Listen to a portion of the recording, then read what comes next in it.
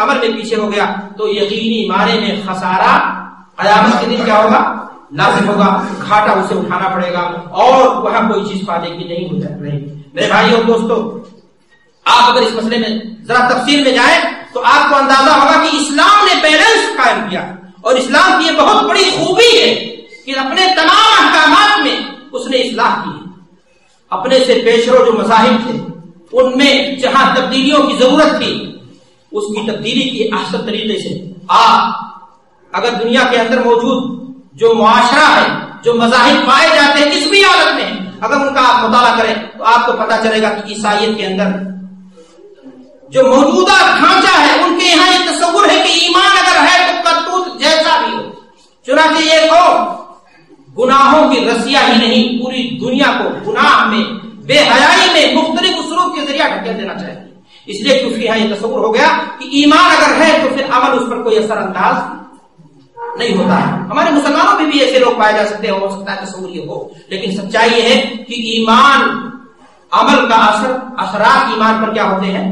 مرتب ہوتے ہیں۔ اگر انسان عمل میں پیچھے ہو گیا تو مجرد ایمان اس کو فائدہ نہیں دے گا۔ آپ ہندوازم کو دیکھ لیجیے، ابھی نئی نئی مثالیں، تازہ خبریں آپ نے دیکھا ہوگا، کوئی اسپیکر منہ پہ لگا دے رہا ہے، 50 دن بیٹھا ہوا اور بھوک سے اپنے آپ کو مار کر کے ہلکان کر کے سمجھتا ہے مکتی ہو گئی، جنت مل گئی، کلیان ہو گیا اس کا، سارے پاپ اس کے دھل گئے اس لیے کہ اس نے کیا کر لیا؟ کھانے پینے سے کنارہ کشی اختیار کر لی۔ میرے بھائی اور دوستو، اسلام نے بیلنس دیا، ایمان کے ساتھ ساتھ ضرورت ہے کس بات کی؟ عمل کی بھی۔ صرف ایمان نہیں فائدہ دے گا اور صرف عمل فائدہ نہیں دے گا، بلکہ عمل ہے، ایمان نہیں ہے خسارہ۔ آج افسوس کی بات ہے، ہمارے ہاں دیکھنے میں عام طور سے یہ آتا ہے کہ اکثر لوگوں کے یہاں نہ ایمان ہے نہ عمل ہے، لیکن کچھ ایسے ضرور ہیں جو ماشاء اللہ ایمان جو صحیح معنی میں تصور ان کے یہاں موجود ہے، لیکن عمل میں کیا ہوتے ہیں؟ کوتاہ ہو جاتے ہیں۔ اور کچھ ایسے بھی ہیں جن کے ہاں عمل میں ماشاء اللہ بڑی برکت ہے، بڑی محنت کرتے ہیں، لیکن ایمان میں ایسے ایسے سیک لگے ہوئے ہیں، ایسی ایسی خرافات، قصے اور کہانی کی داستانیں ان کے ساتھ موجود ہیں کہ ایمان ان کا کیا ہو جاتا ہے؟ گڑبڑ ہو جاتا ہے۔ نتیجہ کیا ہوگا؟ آخرت کے دن کیا ہوگا؟ خراب ہو جائے گا معاملہ اور خسارہ اور گھاٹا اٹھانا ہوگا۔ میرے بھائی اور دوستو، اگر آپ غور کریں تو آپ کو پتا چلے گا کہ آخرت ہی کی کامیابی کے لیے نہیں عمل کی ضرورت ہے، بلکہ اگر قرآن مجید کا آپ مطالعہ کریں تو آپ کے سامنے یہ بات واضح ہو کر کے آئے گی کہ انسان کے لیے جہاں اس دنیا میں، جہاں آخرت میں کامیابی کے لیے ایمان کے ساتھ عمل کی ضرورت ہے، اسی طرح اس دنیا میں بھی کامیابی کے لیے ایمان اور عمل دونوں چیز کی ضرورت ہے۔ اللہ تعالیٰ قرآن مجید میں فرماتا ہے وَعَدَ اللَّهُ الَّذِينَ آمَنُوا مِنكُمْ وَعَمِلُوا الصَّالِحَاتِ لَا يَسْتَخْلِفَنَّهُمْ فِي الْأَرْضِ۔ اللہ نے وعدہ ان لوگوں سے کیا ہے زمین میں بادشاہت کا، اغوا بننے کا، حکومت کرنے کا، قیادت اور رہبری کا، جن کے پاس ایمان ہوگا اور کیا ہوگا؟ عمل ہوگا۔ اب آپ کہہ سکتے ہیں کہ سوال یہ ہے کہ ہمارے پاس ایمان اور عمل دونوں ہیں، اس کے باوجود بھی دیگر قومیں کیوں آگے ہیں؟ دنیا کی قیادت اور سیادت سیاسی اعتبار سے دیکھا جائے تو ہماری صفت سے شروع ہوتی اور وہ ہم پر حاکم کیوں ایسا؟ میرے بھائی اور دوستو، یہ غور کرنے کی چیز ہے۔ وہ اس ناطے نہیں ہے کہ ان کو اللہ نے جو ہے نعمت کے طور پر، بلکہ ہم پر عذاب کے طور پر ان کو مسلط کر رکھا ہے۔ ہمارے یہاں کہیں نہ کہیں ایمان میں اور کہیں نہ کہیں عمل میں کمی اور کوتاہی موجود ہے، ورنہ کوئی وجہ نہیں تھی کہ قیادت دنیا کی ہمارے ہاتھ میں ہوتی۔ جب 313 سے ایمان کا صحیح تھا اور عمل کی دولت ان کے ساتھ تھی، وہ رات میں اللہ کی جناب میں کھڑے ہو کر کے عبادت گزار ہوتے تھے اور دن میں تلوار لیتے تھے، تو اللہ نے 313 کو دنیا پر کیا کر لی تھی؟ سرخ روئے عطا فرمائی تھی۔ وہ دبتے نہیں تھے کسی سے، گھبراتے نہیں تھے کسی سے، اس لیے کہ ان کے یہاں ایمان اور عمل صالح کی دولت تھی۔ میرے بھائی اور دوستو، طارق ابن زیاد کا وہ تاریخی خطبہ یاد کر دیجیے کہ اندلس پر جب انہوں نے حملہ کیا تو وہاں جانے کے بعد ان کے پاس جو کچھ فوج تھی 7,000 بعد میں آئی، 5-12 ہو گئی۔ دشمن کے ملک میں گھس کر کے حملہ، مد مقابل 1,00,000-1,50,000، ان کے پاس تیروں تفنگ، فوج اور پھکڑ، مسلمانوں کے پاس کیا تھا؟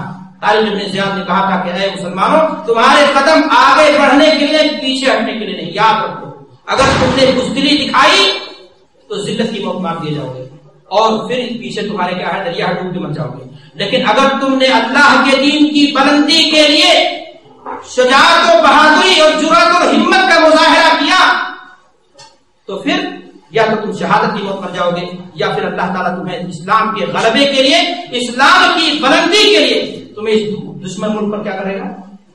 فتح دلائے گا۔ لیکن آخر میں جو جملہ کہا تھا وہ ہمارے کام کی چیز ہے۔ آج کے موضوع کے تعلق سے انہوں نے کہا تھا یاد رکھو جو چیز تمہارے پاس ہے تمہارے دشمنوں کے پاس نہیں ہے، وہ چیز ہے ایمان اور عمل صالح کی دولت۔ میرے بھائی اور دوستوں، مختلف تحریکیں جنم لے چکی ہیں، دین کے نام پر قربانیاں ہم دے چکے ہیں، لیکن ہماری رسوائی، ہماری ناکامی اس ناطے نہیں کہ غیروں کے پاس بڑی بڑی آلات حرب موجود ہیں، بلکہ ہماری ناکامی اس ناطے ہے کہ کہیں نہ کہیں ہم سے فاول ہو رہا ہے، اور کہیں ایمان میں یا تو کمزوری ہے، اور اگر ایمان ہے تو ہمارے یہاں عمل ان لوگوں کے یہاں نہیں پایا جاتا ہے۔ میرے بھائیوں، میں نے آپ سے کہا کہ کامیابی آخرت میں اسی صورت میں ملے گی جب ہمارے یہاں کیا ہوگا؟ ایمان کے ساتھ عمل صالح کا ذخیرہ ہوگا۔ اور ایک بات اور بتاؤں کہ صرف عمل صالح کی بنیاد پر کامیابی نہیں ملے گی۔ ایک بات اور یاد آ گئی، میں آپ کو بتانا چاہتا ہوں کہ مذہب اسلام نے اس سلسلے میں بات کلیئر کر دی۔ آسیہ رضی اللہ تعالیٰ عنہ، آسیہ علیہ السلام جو فرعون کی بیوی تھی، ان کو اللہ تعالیٰ جنت کی بشارت دے رہا ہے۔ اس بنیاد پر دے رہا ہے، شوہر کافر ہے، جھوٹی خدائیت کا دعویٰ کرتا ہے، ان کو اللہ تبارک و تعالیٰ نے کیا کیا؟ جنت کی بشارت قرآن میں دے دی۔ کیوں؟ اس لیے کہ ان کے پاس کیا تھا؟ ایمان تھا اور عمل صالح تھا۔ لوط کی بیوی پیغمبر کی بیوی ہو جانا یہ شرف اور مرتبے کی چیز ہے یعنی، لیکن لوط کی بیوی کو اور نوح کی بیوی کو قرآن کیا فرما رہا ہے کہ عمل خراب تھا، جہنم کا حصہ بنیں گے، دنیا میں بھی رسوائی ان کا مقدر بن گئی۔ نوح کا بیٹا، کس نسبت کی کمی تھی؟ میرے بھائی اور دوستو، آج کتنے لوگ ہمارے سامنے آتے ہیں جو کہتے ہیں فلاں سے بیعت ہو جاؤ، فلاں کی نسبت لے لو، فلاں کا واسطہ لے لو، اور کیا ہو جائے گا؟ عمل ہو نہ ہو، نماز ہو یا نہ ہو، روزہ ہو یا زکات ہو یا نہ ہو، ارکان اسلام محفوظ ہو یا نہ، ایمان ہمارا محفوظ ہو یا نہ ہو، بس واسطے سے ہم آسانی کے ساتھ شارٹ کٹنگ جنت میں چلے جائیں گے۔ آپ تاریخ کی مثالیں دیکھیں، اللہ کے رسول صلی اللہ علیہ وسلم کے چچا جب ایمان کی دولت سے پیچھے ہو گئے، عمل میں کوتاہی ان کے یہاں ظاہر ہوئی، تو پھر کیا مقدر بنے گا؟ ان کا جہنم ان کا حصہ بنے گا۔ تو من بتا بھی عملہ لم یفد بھی نسبہ۔ میرے بھائی اور دوستو، میں آپ سے عرض کرنا چاہتا ہوں کہ جہاں ایمان ایک تصوراتی جو صحیح معنی میں ہے، جب وہ آپ کے پاس ہو جائے تو عمل کی دنیا میں آگے بڑھیے، تاکہ اللہ تبارک و تعالیٰ عمل اور ایمان دونوں کا سنگم کر کے آپ کے لیے جو ہے نتائج اس کے کیا ہو؟ اچھے اور بہتر ہو۔ صرف کامیابی انہی دونوں چیزوں پر نہیں بلکہ قرآن نے اور آگے کہا، حالانکہ اگر یہ دونوں چیزیں لاش کی تواسیب حصہ چاہیں تو اس میں شامل کر سکتے ہیں، لیکن الگ سے اس صورت میں اللہ نے بیان کیا، اس ناطے ہم پیش کرنا چاہتے ہیں اپنے سامنے۔ اللہ تعالیٰ فرماتا ہے کہ الا الذین آمنوا وعملوا الصالحات، آخرت میں کامیابی اور نجات ان کو ملے گی جن کے یہاں ایمان ہوگا اور کیا ہوگا؟ ساتھ میں عمل صالح، ساتھ ہی ساتھ میرے بھائیوں عمل صالح ہونے کے ساتھ ساتھ تواصیب الحق ہونا چاہیے۔ تواصیب الحق کیا چیز ہے؟ آج عام طور سے معاشرے میں یہ دیکھا جاتا ہے، کسی کو نماز کے لیے کہتے ہیں بھیا آپ پڑھنا نماز، تو دوسرے کے پیچھے کیوں پڑھا؟ یا کتنے لوگ ہیں جو نمازی ہیں، ان سے کہا جائے کہ اپنے ساتھیوں کو جواب کہتے ہیں مولانا ہمیں اپنی پڑھی، دوسرے کے پیچھے ہمیں نہیں۔ اس کا کہانی غلط ہے۔ جہاں آپ حق پر چل رہے ہیں، جہاں آپ حق پر گامزن ہیں، اللہ سے دعا کیجیے ثبات قدمی کی، اس پر قائم رہیں۔ ساتھ ہی ساتھ آپ کا فرض بنتا ہے کہ دعوت دین کی یہ ذمہ داری آپ دوسروں تک اپنے بھٹکے ہوئے ساتھیوں کے لیے بھی آپ نعمت اور رحمت بن کر کے جائیں، اور انہیں پیار اور محبت سے انہیں کیا کریں؟ سمجھائیں۔ ممکن ہے وہ سختی سے پیش آئے، آپ 5 ریال نہیں چھوڑو گے۔ اگر کوئی شخص آپ کا لیا ہو اور اگر آپ نے اس سے مانگا، اس نے بدسلوکی کی، تو مانگنا اس سے بند نہیں کرو گے۔ دین کا کام ایک دن کر کے ہم نے اپنے آپ کو کیا کر لیا؟ بری۔ بس ہماری مثال ایسے ہے کہ 1 ٹن پانی ایک دن ڈال دینا چاہتے ہیں۔ ڈکٹیٹر بن کر کے مت جاؤ کسی کے پاس، آپ محبت سے اپنے کمرے کے ساتھی کو سمجھاتے رہو۔